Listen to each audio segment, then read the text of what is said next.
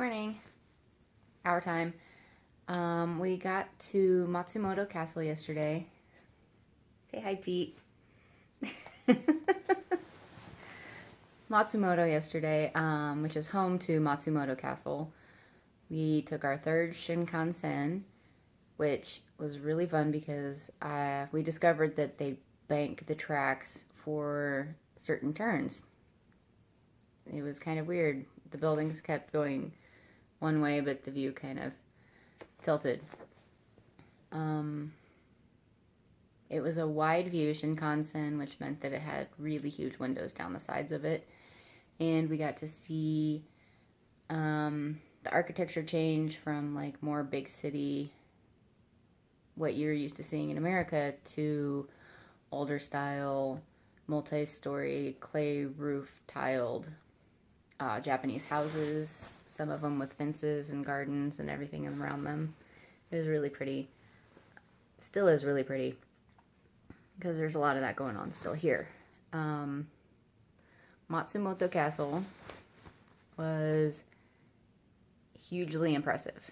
It's massive. It was built in the 1500s.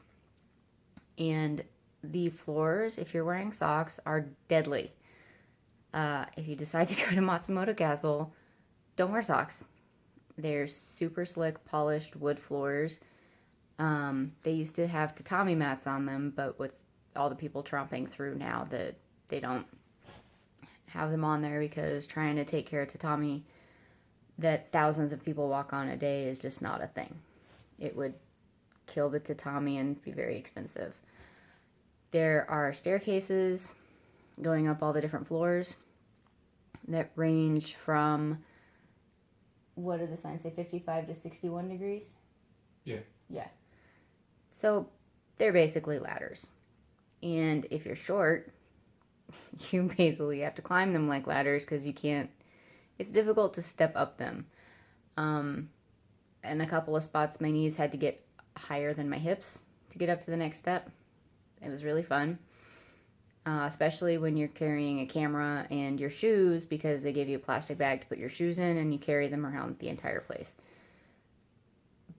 But it was still really cool.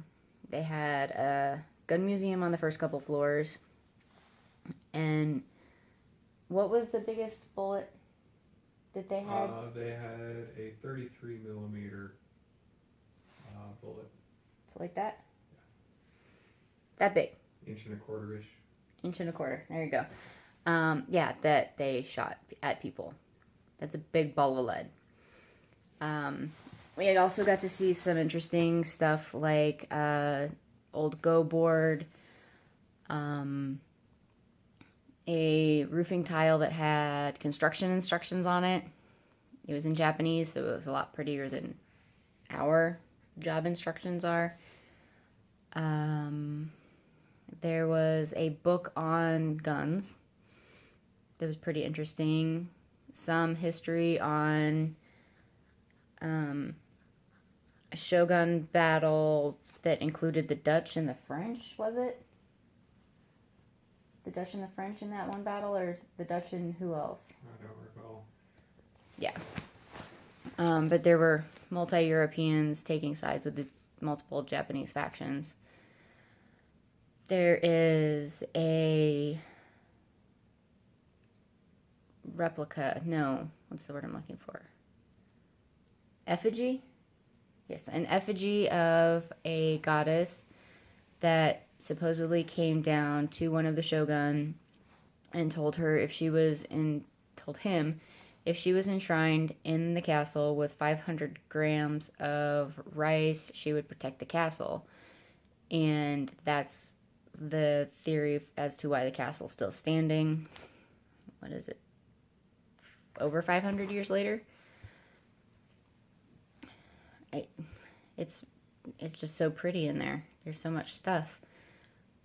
But the stairs. They have bamboo handrails for everybody for climbing up and down the stairs.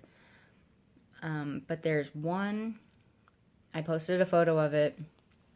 There are people actively walking up and down it, so it's kind of, the staircase is still, but the people are moving and fuzzy.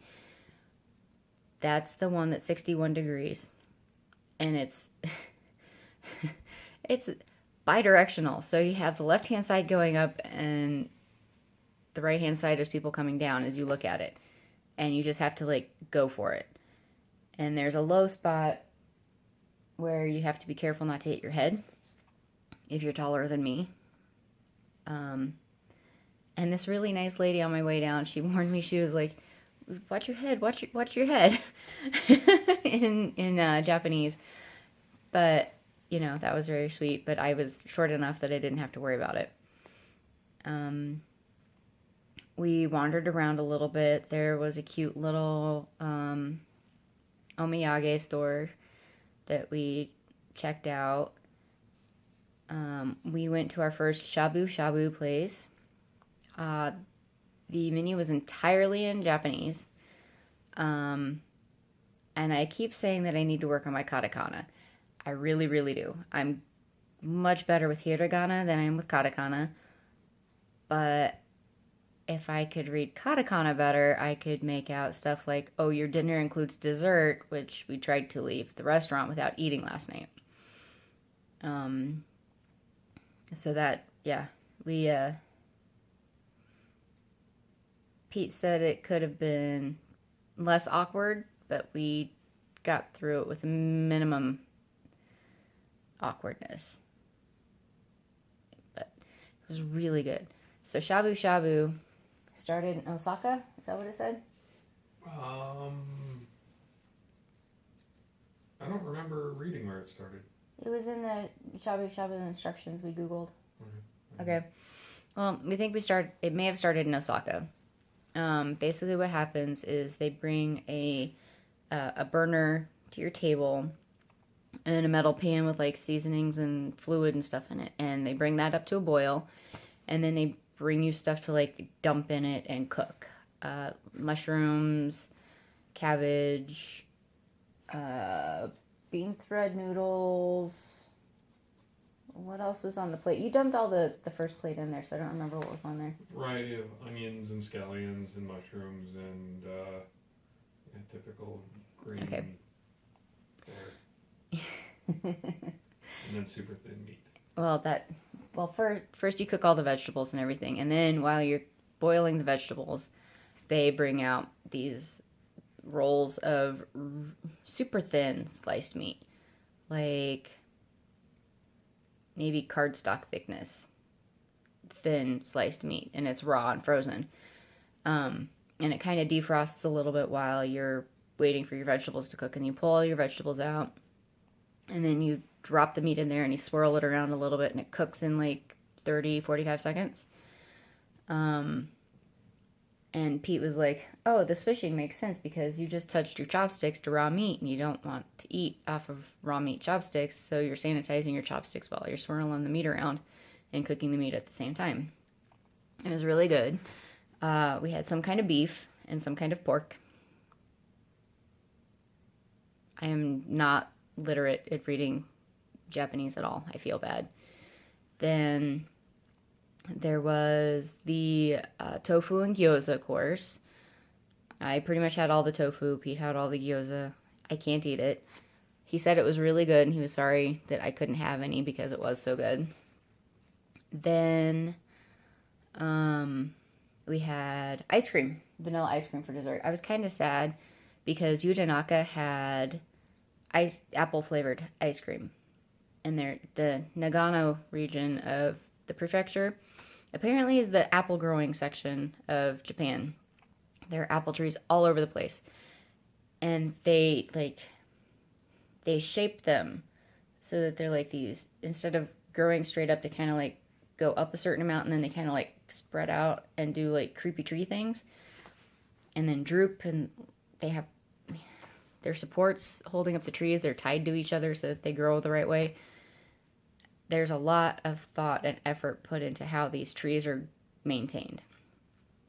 And we had some of the local apple juice yesterday for breakfast at that was apple juice, right? Mm-hmm. At the Ryokan. It was really yummy.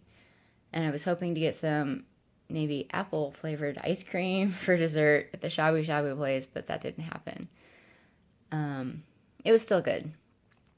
Then tonight, after we have a big walk planned, we're taking a 7.7 kilometer, right? Yes.